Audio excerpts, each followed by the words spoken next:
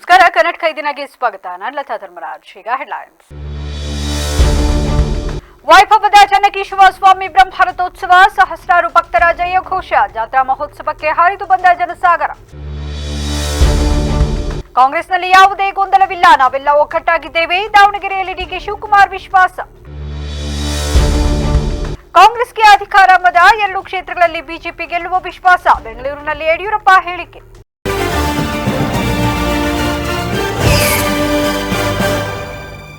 ವಿಶ್ವವಿಖ್ಯಾತ ಬೇಲೂರು ಪಟ್ಟಣದಲ್ಲಿ ನೆಲೆಸಿರುವ ಶ್ರೀ ಚನ್ನಕೇಶವ ಸ್ವಾಮಿಯವರ ದಿವ್ಯ ಬ್ರಹ್ಮರಥೋತ್ಸವವು ಸಹಸ್ರಾರು ಭಕ್ತಾದಿಗಳ ಸಮ್ಮುಖದಲ್ಲಿ ವಿಜೃಂಭಣೆಯಿಂದ ನೆರವೇರಿತು. ಕರ್ನಾಟಕ ಸರ್ಕಾರ ಧಾರ್ಮಿಕ ದತ್ತಿ ಇಲಾಖೆ, ಹಾಸನ ಜಿಲ್ಲಾಡಳಿತ ಮತ್ತು ಬೇಲೂರು ತಾಲೂಕು ಆಡಳಿತ ಆದೇಶದ ಮೇರೆಗೆ ಪ್ರತಿ ವರ್ಷದಂತೆ ಶ್ರೀ ಚನ್ನಕೇಶವ ಸ್ವಾಮಿಯವರ ರಥೋತ್ಸವ ನಡೆಸಲು ಕಳೆದ 20 ದಿನಗಳಿಂದ ಸಕಲ ಸಿದ್ಧತೆಗಳೊಂದಿಗೆ ಇದೇ ಮಾರ್ಚ್ 23ರಿಂದ ಆರಂಭಗೊಂಡು ಏಪ್ರಿಲ್ 5ರವರೆಗೆ ವಿವಿಧ ಪೂಜಾ ಕೈಂಕರ್ಯಗಳನ್ನು ನೆರವೇರಿಸಲು ತೀರ್ಮಾನಿಸಿ ಸಾಂಪ್ರದಾಯಿಕವಾಗಿ ನಿತ್ಯ ಬಗೆ ಬಗೆಯ ಉತ್ಸವಾರ್ಥಗಳನ್ನು ನೆರವೇರಿಸಿ ಇಂದು ಬೆಳಗ್ಗೆ 11:05 ಗಳಿಗೆಯಲ್ಲಿ ದಿವ್ಯ ಬ್ರಹ್ಮ ರಥೋತ್ಸವವು ದೇಶ ವಿದೇಶ ಹಾಗೂ ರಾಜ್ಯ ಹೊರ ರಾಜ್ಯಗಳಿಂದ ಆಗಮಿಸಿದ್ದ ಸಹಸ್ರಾರು ಭಕ್ತಾದಿಗಳ ಸಮ್ಮುಖದಲ್ಲಿ ದಿವ್ಯ ಬ್ರಹ್ಮರಥವನ್ನ ಗೋವಿಂದ ಗೋವಿಂದ ಚನ್ನಕೇಶವ ಸ್ವಾಮಿ ಪಾದ ಗೋವಿಂದ ಎಂಬ ಘೋಷಣೆಯೊಂದಿಗೆ ಭಸ್ಮಾಸುರ ಮೂಲೆಗೆ ಎಳೆದು ತರುವ ಮೂಲಕ ಯಶಸ್ವಿಯಾಗಿ ನೆರವೇರಿಸಿದರು. ದಿವ್ಯ ಬ್ರಹ್ಮ ರಥೋತ್ಸವ ಆರಂಭಕ್ಕೂ ಮುನ್ನ ಸಂಪ್ರದಾಯದಂತೆ ದೊಡ್ಡ ಮೇದೂರು ಕಾಜಿ ಖಾದ್ರಿ ಕುಟುಂಬದಿಂದ ದೇವರಿಗೆ ಪ್ರಾರ್ಥನೆ ಸ್ಮರಿಸಿದ್ರು. ರಥೋತ್ಸವ ನಡೆಯುವ ವೇಳೆ ತಾಲೂಕಿನ ಸುತ್ತಮುತ್ತಲ ಗ್ರಾಮಸ್ಥರು, ರಾಜ್ಯ ಹೊರ ರಾಜ್ಯಗಳಿಂದ ಆಗಮಿಸಿದ ಭಕ್ತಾದಿಗಳು ರಥಕ್ಕೆ ದವನ, ಬಾಳೆಹಣ್ಣು ಎಸೆಯುವ ಮೂಲಕ ಭಕ್ತಿ ಮೆರೆದರು. ಇದೇ ಸಂದರ್ಭ ಸಾರ್ವಜನಿಕರು ದೇವಾಲಯದ ಮುಖ್ಯ ರಸ್ತೆ ಸೇರಿದಂತೆ ಇತರ ಸ್ಥಳಗಳಲ್ಲಿ ಬಗೆ ಬಗೆ ರೀತಿಯ ಪ್ರಸಾದ ಹಾಗೂ ತಂಪಾದ ಪಾನೀಯಗಳನ್ನು ಸ್ವಯಂ ಪ್ರೇರಿತವಾಗಿ ವಿತರಿಸಿದ್ದು ಕಂಡುಬಂತು. ಈ ಸಂದರ್ಭ ಮಾಜಿ ಸಚಿವ ಹಾಲಿ ಶಾಸಕ ಎಚ್.ಡಿ. ರೇವಣ್ಣ, ಶಾಸಕ ಎಚ್.ಕೆ. ಸುರೇಶ್, ಮಾಜಿ ಸಚಿವ ಬಿ. ಶಿವರಾಮ್, ಪುರಸಭೆ ಅಧ್ಯಕ್ಷೆ ಉಷಾ ಸತೀಶ್, ಜಿಲ್ಲಾ ಪೊಲೀಸ್ ವರಿಷ್ಠಾಧಿಕಾರಿ ಶುಭನ್ವಿತಾ, ರಾಮಾಯಣ ರಾಮಾನುಜ ಸ್ವಾಮೀಜಿ, ತಹಶೀಲ್ದಾರ್ ಶ್ರೀಧರ್ ಕಂಕನವಾಡಿ ಸೇರಿದಂತೆ ಇತರ ಗಣ್ಯರು ಹಾಜರಿದ್ದರು. ದಿವಂಗತ ಶಾಮನೂರು ಶಿವಶಂಕರಪ್ಪನವರು ಮಾಡಿರುವ ಸೇವೆ, ಕೊಟ್ಟಿರುವ ಕೊಡುಗೆಗಳನ್ನು ಈ ಭಾಗದ ಜನ ಸ್ಮರಿಸುತ್ತಿದ್ದಾರೆ ಎಂದು ಡಿಸಿಎಂ ಡಿಕೆ ಶಿವಕುಮಾರ್ ಅವರು ವಿಶ್ವಾಸ ವ್ಯಕ್ತಪಡಿಸಿದರು. ದಾವಣಗೆರೆಯಲ್ಲಿ ಮಾಧ್ಯಮಗಳ ಪ್ರಶ್ನೆಗಳಿಗೆ ಶಿವಕುಮಾರ್ ಅವರು ಮಂಗಳವಾರ ಪ್ರತಿಕ್ರಿಯೆ ನೀಡಿದರು. 2 ಕ್ಷೇತ್ರಗಳಲ್ಲಿನ ಉಪಚುನಾವಣೆ ಪ್ರಚಾರದ ಬಗ್ಗೆ ಕೇಳಿದಾಗ, ನಮ್ಮ ಮುಖ್ಯಮಂತ್ರಿಗಳು ಈಗಾಗಲೇ ಉಪಚುನಾವಣೆ ಕ್ಷೇತ್ರಗಳಲ್ಲಿ ಪ್ರಚಾರ ಆರಂಭಿಸಿದ್ದಾರೆ. ನಮ್ಮ ರಾಜ್ಯ ಹಾಗೂ ಹೊರ ರಾಜ್ಯಗಳಲ್ಲಿ ಪಕ್ಷ ಯಾರಿಗೆ ಎಲ್ಲಿ ಪ್ರಚಾರ ಮಾಡಲು ಜವಾಬ್ದಾರಿ ನೀಡಿದೆಯೋ ಆಯಾ ನಾಯಕರು ಅಲ್ಲಿ ಪ್ರಚಾರ ನಿರತರಾಗಿದ್ದಾರೆ. ನಾನು ಅಸ್ಸಾಂನಲ್ಲಿ 2 ದಿನ ಪ್ರಚಾರ ಮುಗಿಸಿ ಇಲ್ಲಿಗೆ ಬಂದಿದ್ದೇನೆ. ಇಂದು ದಾವಣಗೆರೆ, ನಾಳೆ ಬಾಗಲಕೋಟೆಯಲ್ಲಿ ಪ್ರಚಾರ ಮಾಡುತ್ತೇವೆ. ನಂತರ ಮತ್ತೆ ದಾವಣಗೆರೆ ಹಾಗೂ ಬಾಗಲಕೋಟೆಯಲ್ಲಿ ಪ್ರಚಾರ ಮಾಡುತ್ತೇವೆ.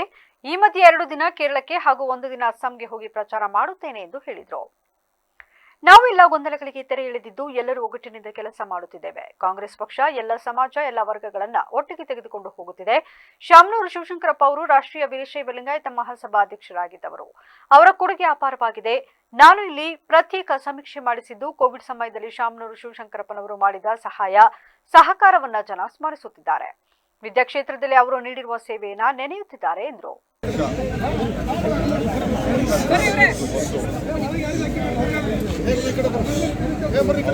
ಜವಾಬ್ದಾರಿ ಕೊಟ್ಟಿದ್ದೇವೆ.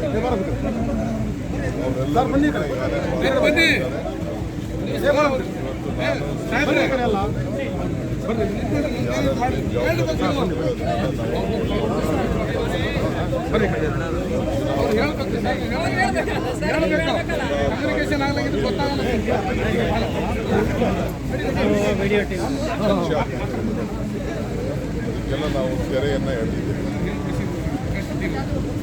ಇವತ್ತು ನಾವೆಲ್ಲ ಸೇರಿ ಒಗ್ಗಟ್ಟಿನಿಂದ ಚುನಾವಣೆಯನ್ನು ಕಾಂಗ್ರೆಸ್ ಪಕ್ಷ, ಎಲ್ಲ ಸಮಾಜ, ಎಲ್ಲ ಒಟ್ಟಿದ್ದ ಕೂಡ ಒಟ್ಟಿಗೆ ತೆಗೆದುಕೊಂಡು ಬಂದ ಕೆಲಸ ಮಾಡಿದ್ದೇವೆ.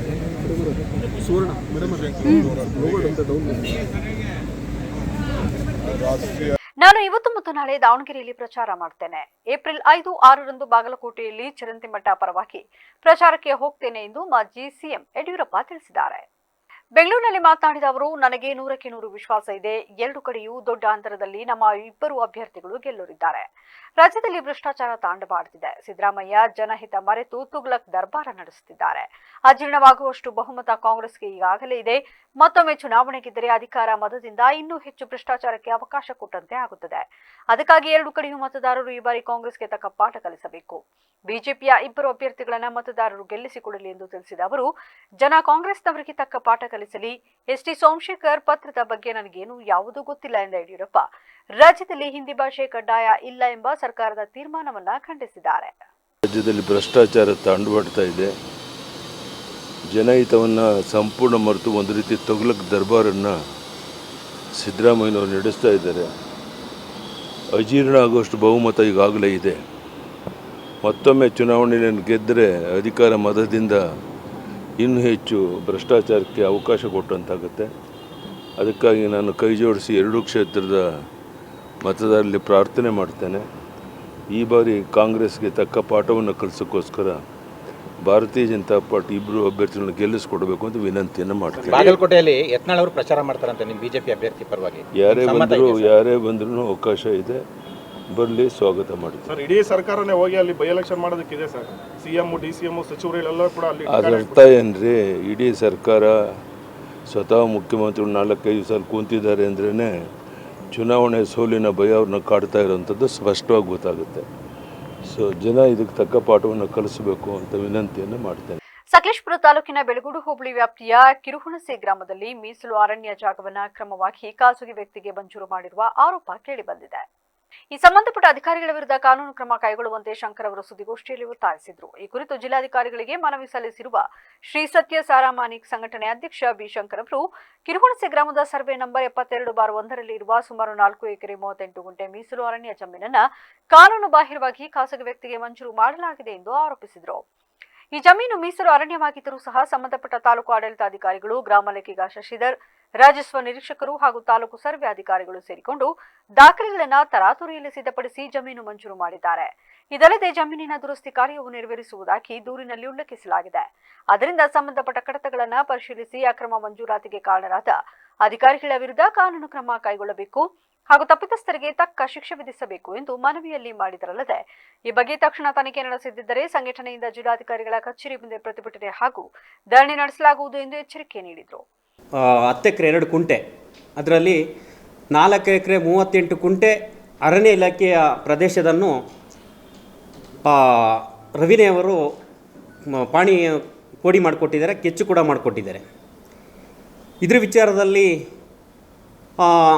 ಹಲವಾರು ದಿವಸ ಪತ್ರಿಕೆ ಪ್ರಜಾವಾಣಿಯಲ್ಲಿ ಕೂಡ ಬಂದಿತ್ತು. ಇದು 50-60 ವರ್ಷ ಆದರೂ ಮನೆ ಕಟ್ಟಿ ಕೂಡ ಬಡವರಿಗೆ ಇದುವರೆಗೂ ಪೋಡಿಗೆ ಮಾಡಿಲ್ಲ ಯಾರು VAಗಳು RIಗಳು. ಇದು ನಮ್ಮ ದುರಂತ. ಆದರೆ ನಮ್ಮ ಸಕಲೇಶಪುರ ಭಾಗದಲ್ಲಿ ಇಂಥ ತುಂಬ ಒಂದು ಅಕ್ರಮವಾಗಿ ಜಾಗವನ್ನು ಮಾಡಿಕೊಡೋದು ಪ್ರಭಾವಿಗಳಿಗೆ, ಬಡವರಿಗೆ ಯಾವ್ದು ಕೆಲಸ ಮಾಡ್ತಿಲ್ಲ. ಅಧಿಕಾರಿಗಳು ಇದು ಸಾಮೀನಾಗಿದ್ದಾರೆ, ಎಡೆವಲೆಯರು ಹಾಗೂ ಸರ್ವೇಯರು. ಸುದ್ದಿಗೋಷ್ಠಿಯಲ್ಲಿ ಬಿ ಶಂಕರ್, ನಾರಾಯಣ್, ಸೋಮಶೇಖರ್, ರೋಹಿತ್ ಕುಮಾರ್ ಸೇರಿದಂತೆ ಇತರರು ಉಪಸ್ಥಿತರಿದ್ದರು. ಆಲೂರು ತಾಲೂಕಿನ ಹೊಸಕೋಟೆ ಹೋಬಳಿ ವ್ಯಾಪ್ತಿಯ ಜಯಂತಿನಗರ ಹಾಗೂ ವಯಸ್ಪುರ ಗ್ರಾಮಗಳ ಬೋಧಿ ಸಮುದಾಯದವರು ತಮ್ಮ ಪಾರಂಪರಿಕ ಕುಲಕಸುಬಾದ ಕಲ್ಲು ಗಣಿಗಾರಿಕೆಗೆ ಅಡ್ಡಿಪಡಿಸಲಾಗುತ್ತಿದೆ ಎಂದು ಆರೋಪಿಸಿ ತಕ್ಷಣ ಕ್ರಮ ಕೈಗೊಳ್ಳುವಂತೆ ಮಂಜಪ್ಪ ಆಗ್ರಹಿಸಿದರು.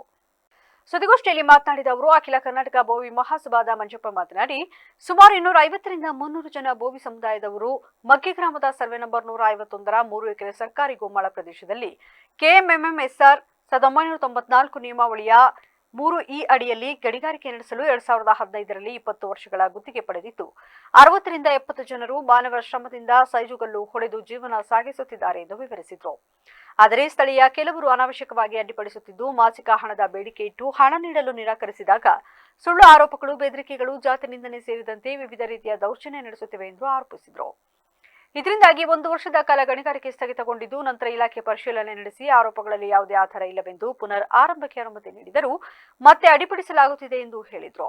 ಅನಧಿಕೃತ ಪ್ರವೇಶ, ಹಲ್ಲೆ, ಕೊಲೆ, ಬೆದರಿಕೆ ಪ್ರಕರಣಗಳು ನಡೆಯುತ್ತಿದ್ದು ಗಣಿಗಾರಿಕೆ ಸ್ಥಳದ ವಿರುದ್ಧ ಜಿಲ್ಲಾಧಿಕಾರಿ ಕಚೇರಿ ಮುಂದೆ ಧರಣಿ ನಡೆಸಲಾಗುತ್ತಿದೆ. ಇದರಿಂದ ಬೋವಿ ಸಮುದಾಯವನ್ನು ಸ್ಥಳಾಂತರಿಸುವ ಸಂಚು ನಡೆದಿದೆ ಎಂಬ ಅನುಮಾನ ವ್ಯಕ್ತಪಡಿಸಿದರು. ಪ್ರಸ್ತುತ ಅಪರ ಜಿಲ್ಲಾಧಿಕಾರಿಗಳ ಆದೇಶದಂತೆ ಗಣಿಗಾರಿಕೆ ತಾತ್ಕಾಲಿಕವಾಗಿ ಸ್ಥಗಿತಗೊಳಿಸಲಾಗಿದ್ದು ಇದು 2ನೇ ಬಾರಿ ನಡೆಯುತ್ತಿರುವ ಅನ್ಯಾಯ ಎಂದು ಖಂಡಿಸಿದರು. ತಕ್ಷಣ ಗಣಿಗಾರಿಕೆಗೆ ಅನುಮತಿ ನೀಡದಿದ್ದರೆ ಏಪ್ರಿಲ್ 2ರಿಂದ ನಿರ್ದಿಷ್ಟಾವಧಿ ಹಗಲು ರಾತ್ರಿ ಧರಣಿ ಸತ್ಯಾಗ್ರಹ ಆರಂಭಿಸುವುದಾಗಿ ಎಚ್ಚರಿಸಿದರು. ಪಾರಂಪರಿಕ ಕುಲಕಸುಬು ಮಾಡ್ತಿರತಕ್ಕಂಥ ಬೋವಿ ಸಮಾಜದವರ ಮೇಲೆ ನಡೀತಿರತಕ್ಕಂಥ ದೌರ್ಜನ್ಯ, ಅನ್ಯಾಯದ ವಿರುದ್ಧ ನಾವಿವತ್ತು ಪತ್ರಿಕಾಗೋಷ್ಠಿ ನಡೆಸ್ತಾ ಇದ್ದೀವಿ. ಬೋವಿ ಸಮಾಜದ ಕಸುಬು ಕಲ್ಲೊಡೆಯೋದು, ಮಣ್ಣು ಕೆಲಸ, ಶಿಲ್ಪಿಗಳನ್ನ ಕೆತ್ತೋದು, ಒರಳುಕಲ್ಲು ಕೆತ್ತೋದು, ಈ ರೀತಿಯಾದಂಥ ಕಷ್ಟಪಡೋಂಥ ಒಂದು ಪಾರಂಪರಿಕ ಕೆಲಸ.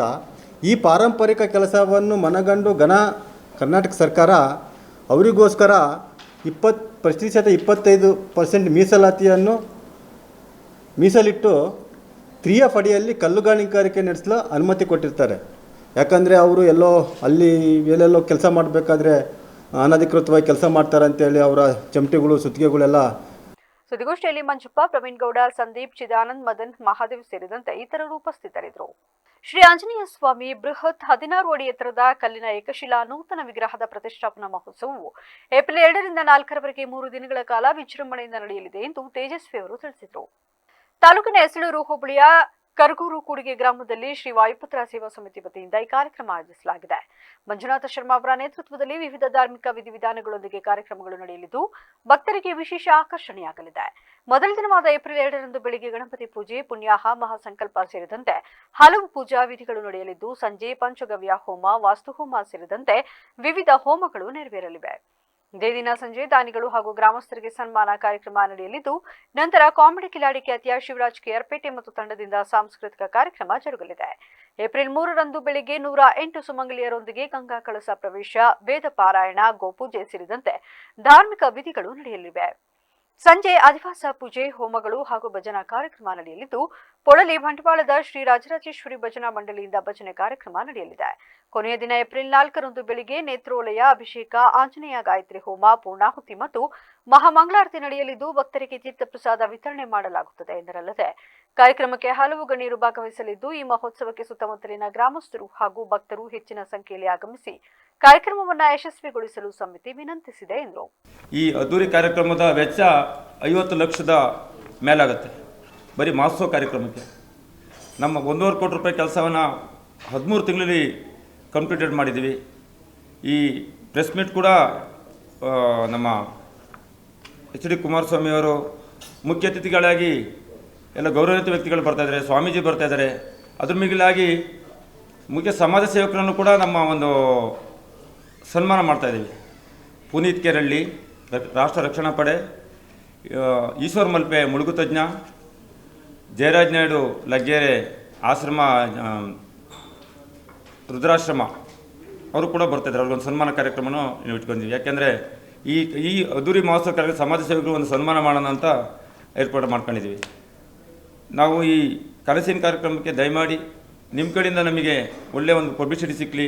ನಿಮಗೂ ಕೂಡ ನಾವೇನು ಎಲ್ಲ ಕಾರ್ಯಕ್ರಮಗಳಲ್ಲಿ ಆ ಸ್ಟೇಜ್ ಕೂಡ ಒಂದು CM ಕಾರ್ಯಕ್ರಮ ಥರ ಒಂದು ಸ್ಟೇಜನ್ನು ಕ್ರಿಯೇಟ್ ಮಾಡ್ತಾಯಿದ್ದೀವಿ. ನಾವು ಪತ್ರಿಕಾ ಮಿತ್ರರಿಗೆ ಕೂಡ ನಿಮಗೇನು ಬೇಕು ಆ ಜಾಗವನ್ನು ಕ್ರಿಯೇಟ್ ಮಾಡಿದ್ದೀವಿ. ಎಲ್ಲ ಮಾಧ್ಯಮ ಮಿತ್ರರಿಗೆ ಏನು ಬೇಕು ಗಾಂಧಿಯನ್ನ ಸ್ಟ್ಯಾಚ್ಯೂನ ಒಂದು ಓಪನ್ ಮಾಡೋದಕ್ಕೆ ಮಾಡಿದ್ವಿ. ಅದನ್ನು ಪ್ರತಿಷ್ಠಾಪನೆ ದಿನಾಂಕವನ್ನು 2, 3, 4 ಏಪ್ರಿಲ್ ಇಟ್ಕೊಂಡಿದ್ವಿ. ಅದಕ್ಕೆ ನಮ್ಮ ಪೂಜ್ಯ ಸ್ವಾಮೀಜಿಯವರ ನಿರ್ಮಲಾನಂದ ಸ್ವಾಮೀಜಿಯವರ ಆಶೀರ್ವಾದದಿಂದ ಉದ್ಘಾಟನೆಗೆ ಅವರು ಕೂಡ ಆಗಮಿಸಿದ್ದಾರೆ. ಅವರು ಮತ್ತು ಸೋಮನಾಥ ಸ್ವಾಮೀಜಿ ಮುಖ್ಯ ಅತಿಥಿಗಳಾಗಿ ಮಾನ್ಯ ಮಾಜಿ ಮುಖ್ಯಮಂತ್ರಿಗಳು ಕುಮಾರಣ್ಣನವರು ಆಗಮಿಸಿದ್ದಾರೆ. ಕೃಷ್ಣ ಬೈರೇಗೌಡರು, ನಮ್ಮ ಕಂದಾಯ ಸಚಿವರು, ಮಾಜಿ ಮಂತ್ರಿಗಳಾದ CT ರವಿ ಅವರು, ಲೋಕಸಭಾ ಸದಸ್ಯ ಶ್ರೇಯಸ್ ಪಟೇಲ್ ಅವರು, ಸಕಲೇಶ್ಪುರ ಸಾಧಕ ಸಿಮೆಂಟ್ ಮಂಜೂರ್ ಅವರು, ನಮ್ಮ MLC ಅವರಾದಂಥ ಸ್ವರಾಜ್ ರೇವಣ್ಣವರು ಹಾಗೂ ಇನ್ನು ಎಲ್ಲ ನಮ್ಮ ಅಧ್ಯಕ್ಷರು ಹೇಳ್ತಾರೆ. ಎಲ್ಲ ಸವಿಸ್ತವಾಗಿ ಇವರು ಮಾತಾಡ್ತಾರೆ. ಸುದ್ದಿಗೋಷ್ಠಿಯಲ್ಲಿ ತೇಜಸ್ವಿ, ರಾಮಚಂದ್ರ, ಅಣ್ಣಯ್ಯ, ಜಯಕುಮಾರ್ ಹಾಗೂ ಇತರರು ಉಪಸ್ಥಿತರಿದ್ದರು. ಮಳೆಗಾಲದಲ್ಲಿ ನೀರಿನ ಸಹಜ ಹರಿವಿಗೆ ಅಡ್ಡಿಯಾಗುತ್ತಿದ್ದು ಮಳೆಗಾಲದಲ್ಲಿ ಕೃತಕ ಪ್ರವಾಹ ಉಂಟಾಗುತ್ತಿದೆ ಎಂದು ಆರೋಪಿಸಿ ಸ್ಥಳೀಯರು ಆಕ್ರೋಶ ವ್ಯಕ್ತಪಡಿಸಿದ್ದಾರೆ. ಭಟ್ಕಳ ತಾಲೂಕಿನ ಮುಂಡಳ್ಳಿ ಗ್ರಾಮ ಪಂಚಾಯತ್ ವ್ಯಾಪ್ತಿಯಲ್ಲಿ ಖಾಸಗಿ ವ್ಯಕ್ತಿಗಳು ಕೃಷಿ ಭೂಮಿಯನ್ನು ಖರೀದಿಸಿ ಮಣ್ಣು ತುಂಬಿಸಿ ಎತ್ತರಗೊಳಿಸುತ್ತಿರುವ ಹಿನ್ನೆಲೆಯಲ್ಲಿ ಈ ರೀತಿಯಾಗಿ ಆಗುತ್ತಿದೆ ಎಂದು ಆರೋಪಿಸಿದರಲ್ಲದೆ ಈ ಸಂಬಂಧ ಸಾರ್ವಜನಿಕರು ಪಂಚಾಯತ್ ಕಚೇರಿಯಲ್ಲಿ ಜಮಾವಣೆಗೊಂಡು ಅಧಿಕಾರಿಗಳ ವಿರುದ್ಧ ತೀವ್ರ ಆಕ್ರೋಶ ವ್ಯಕ್ತಪಡಿಸಿ ತಕ್ಷಣ ಕ್ರಮ ಕೈಗೊಳ್ಳದಿದ್ದರೆ ಪಂಚಾಯತ್ ಕಚೇರಿಗೆ ಬೀಗ ಜಡಿಯುವ ಎಚ್ಚರಿಕೆ ನೀಡಿದರು. ಸ್ಥಳೀಯರ ಪ್ರಕಾರ ಶರಾಬಿ ಹೊಳೆ ಸಮೀಪದಲ್ಲಿರುವ ಈ ಪ್ರದೇಶವು ಪ್ರತಿ ಮಳೆಗಾಲದಲ್ಲೂ ಪ್ರವಾಹಕ್ಕೆ ತುತ್ತಾಗುತ್ತದೆ. ಇಂತಹ ಪರಿಸ್ಥಿತಿಯಲ್ಲಿಯೇ ಕೃಷಿ ಭೂಮಿಯಲ್ಲಿ ಮಣ್ಣು ತುಂಬುತ್ತಿರುವ ಪ್ರಕ್ರಿಯೆ ಸಮಸ್ಯೆಯನ್ನು ಮತ್ತಷ್ಟು ಗಂಭೀರಗೊಳಿಸಿದೆ. ಈ ಪ್ರದೇಶವನ್ನ ಈಗಾಗಲೇ ಪ್ರವಾಹ ಪೀಡಿತ ಪ್ರದೇಶವೆಂದು ಪರಿಗಣಿಸಿ ಕೃಷಿ ಭೂಮಿಯಲ್ಲಿ ಯಾವುದೇ ರೀತಿಯ ಪರಿವರ್ತನೆ ಅಥವಾ ಮಣ್ಣು ತುಂಬಲು ಅನುಮತಿ ನೀಡಬಾರದು ಎಂದು ಸಾರ್ವಜನಿಕರ ಸಮ್ಮುಖದಲ್ಲಿ ಠರಾವು ಕೈಗೊಳ್ಳಲಾಗಿತ್ತು. ಆದಾಗ್ಯೂ ಹಣದ ಆಸೆಗೆ ಪಂಚಾಯತ್ ಅಧಿಕಾರಿಗಳು ಅನುಮತಿ ನೀಡಿದ್ದಾರೆ ಎಂದು ಜನ ಆರೋಪಿಸಿದ್ದಾರೆ. ಬೆಂಗಳೂರಿನಲ್ಲಿ ದಂಪತಿ ಆತ್ಮಹತ್ಯೆ ಮಾಡಿಕೊಂಡಿರುವ ಘಟನೆ ನಡೆದಿದೆ. ಬಾಬು ರೆಡ್ಡಿ ಹಾಗೂ ಶಾಜಿಯಾ ಆತ್ಮಹತ್ಯೆ ಮಾಡಿಕೊಂಡಿರುವ ದಂಪತಿಯಾಗಿದ್ದಾರೆ. ಕೊತ್ತನೂರು ಪೊಲೀಸ್ ಠಾಣೆ ವ್ಯಾಪ್ತಿಯಲ್ಲಿ ಘಟನೆ ನಡೆದಿದ್ದು, ಮೊದಲು ಗಂಡ ನೇಣು ಬಿಗಿದುಕೊಂಡು ಆತ್ಮಹತ್ಯೆ ಮಾಡಿಕೊಂಡಿದ್ದಾರೆ. ನಂತರ ಗಂಡನ ಮೃತದೇಹ ಕಂಡು ಪತ್ನಿ ಶಾಜಿಯಾ ಸಹ 17ನೇ ಫ್ಲೋರ್ನಿಂದ ಜಿಗಿದು ಆತ್ಮಹತ್ಯೆ ಮಾಡಿಕೊಂಡಿದ್ದಾರೆ. ಕೌಟುಂಬಿಕ ಕಲಹ ಹಿನ್ನೆಲೆ ಆತ್ಮಹತ್ಯೆ ಶಂಕೆ ವ್ಯಕ್ತವಾಗಿದ್ದು, ಪತಿ ಬಾಬು ರೆಡ್ಡಿಗೆ ಆರೋಗ್ಯ ಸಮಸ್ಯೆ ಇತ್ತು. ಇದೇ ವಿಚಾರವಾಗಿ ಆತ್ಮಹತ್ಯೆ ಮಾಡಿಕೊಂಡಿರಬಹುದು ಎಂಬುವ ಶಂಕೆ ಮೂಡಿದೆ. ಕೊತ್ತನೂರು ಪೊಲೀಸ್ ಠಾಣಾ ವ್ಯಾಪ್ತಿಯಲ್ಲಿ ಘಟನೆ ನಡೆದಿದೆ. ಕೊಪ್ಪಳ ಜಿಲ್ಲಾ ಕುಕನೂರು ತಾಲೂಕು ಮಟ್ಟದಲ್ಲಿ ಏಪ್ರಿಲ್ 14ರಂದು ಬಾಬು ಜಗಜೀವನ್ ರಾಮ್ ಹಾಗೂ ಡಾಕ್ಟರ್ ಬಿ ಆರ್ ಅಂಬೇಡ್ಕರ್ ಅವರ ಜಯಂತ್ಯುತ್ಸವ ಆಯೋಜಿಸಲು ನಿರ್ಧರಿಸಲಾಗಿದೆ. ಕುಕನೂರು ಪ್ರವಾಸಿ ಮಂದಿರದಲ್ಲಿ ಕರೆದಿದ್ದ ಪೂರ್ವಭಾವಿ ಸಭೆಯ ಅಧ್ಯಕ್ಷತೆ ವಹಿಸಿದ ತಹಶೀಲ್ದಾರ್ ಬಸವರಾಜ್ ಬೆಣ್ಣೆಶಿರೂರು ಮಾತನಾಡಿ, ಉಭಯ ಮಹಾತ್ಮನ ಜಯಂತಿಗಳನ್ನು ಹಬ್ಬದ ರೀತಿ ಆಚರಿಸುವ ಮೂಲಕ ಭಕ್ತಿ ಸಮರ್ಪಿಸೋಣ. ಭಾವಚಿತ್ರ ಮೆರವಣಿಗೆ, ಉಪನ್ಯಾಸ, ಸಾಧಕರಿಗೆ ಸತ್ಕಾರ ಮಾಡುವುದು, ಸಮುದಾಯ ಹಾಗೂ ಸಾರ್ವಜನಿಕರು ಹೆಚ್ಚಿನ ಸಂಖ್ಯೆಯಲ್ಲಿ ಎಲ್ಲರೂ ಭಾಗವಹಿಸಿ ಯಶಸ್ವಿಗೊಳಿಸೋಣ ಎಂದು ತಿಳಿಸಿದರು. ಇದು ಸರ್ಕಾರದಿಂದ ಯಾಕೆ ಆಚರಣೆ ಮಾಡ್ತಾ ಇದ್ದೀವಿ ಅಂದ್ರೆ, ಅಂಥ ಮಹಾನ್ ಪುರುಷರು ಮಾಡಿದಂಥ ಜನಸೇವೆ, ಅವರ ತತ್ವ ಸಿದ್ಧಾಂತ, ದೇಶಕ್ಕಾಗಿ ಬಡವರಿಗಾಗಿ ಅವರು ಏನು ಸೇವೆ ಮಾಡಿದ್ದಾರೆ ಆ ಇತಿಹಾಸವನ್ನು ನಮ್ಮ ಮಕ್ಕಳಿಗೆ ಗೊತ್ತಾಗಲಿ, ನಮ್ಮ ಸಮಾಜದಲ್ಲಿ ಇರ್ತಕ್ಕಂಥ ಜನಕ್ಕೆ ಗೊತ್ತಾಗಲಿ ಅಂತ ಮಹಾನ್ ವ್ಯಕ್ತಿಗಳ ಬಗ್ಗೆ ನಮಗೆ ಅರಿವು ಇರಬೇಕಂತೇಳಿ ಸರ್ಕಾರದ ವತಿಯಿಂದ ನಾವು ಜಯಂತಿಯನ್ನು ಆಚರಣೆ ಮಾಡ್ತೀವಿ. ಈ ಸಂದರ್ಭದಲ್ಲಿ ತಾಲೂಕು ಪಂಚಾಯತಿ ಕಾರ್ಯನಿರ್ವಾಹಕ ಅಧಿಕಾರಿ ಸಂತೋಷ್ ಬಿರಾದರ್, ದೌರ್ಜನ್ಯ ತಡೆ ಸಮಿತಿ ಸದಸ್ಯ ಯಮನೂರಪ್ಪ ಗುರ್ಲೆಕೊಪ್ಪ, ಪಂಚಾಯಿತಿ ಮುಖ್ಯಾಧಿಕಾರಿ ನಾಗೇಶ್, ಮುಖಂಡರಾದ ರಾಮಣ್ಣ ಬಂಕದಮನಿ, ಮಧು ಕಲ್ಮನಿ, ಸಮಾಜ ಕಲ್ಯಾಣ ಅಧಿಕಾರಿ ಶಶಿಧರ್ ಸಕ್ರಿ ಸೇರಿದಂತೆ ವಿವಿಧ ಗ್ರಾಮಗಳ ಮುಖಂಡರು ಭಾಗವಹಿಸಿದ್ರು. ನಮ್ಮ ಕ್ಷೇತ್ರದಲ್ಲೇ ನೈಸ್ ರಸ್ತೆ ಬಂದು 30 ವರ್ಷ ಆಗಿದೆ. ನಮ್ಮ ಭಾಗದಲ್ಲಿ ನೈಸ್ ಸೇತುವೆಗಳು ಚಿಕ್ಕದಾಗಿವೆ. ನಾವು ಖೇಣಿಗೆ ಹೇಳಿ ಸಾಕಾಯ್ತು ಎಂದು ಬೆಂಗಳೂರಿನಲ್ಲಿ ಶಾಸಕ ಎಸ್.ಟಿ. ಸೋಮಶೇಖರ್ ಹೇಳಿದ್ದಾರೆ. ಸುದ್ದಿಗಾರರೊಂದಿಗೆ ಮಾತನಾಡಿದ ಅವರು, ಭೂಮಾಲೀಕರಿಗೆ ಪರಿಹಾರನೂ ಕೊಡ್ತಿಲ್ಲ. ನಮ್ಮ ಕ್ಷೇತ್ರದಲ್ಲಿ ನೈಸ್ ಲೇಔಟ್ ಮಾಡ್ತಿದೆ. ಇದನ್ನ ರದ್ದು ಮಾಡಿ ಅಂತ ಅಸೆಂಬ್ಲಿಯಲ್ಲಿ ಪ್ರತಿ ಸಲ ಹೇಳ್ತಾನೆ ಬಂದಿದ್ದೀನಿ.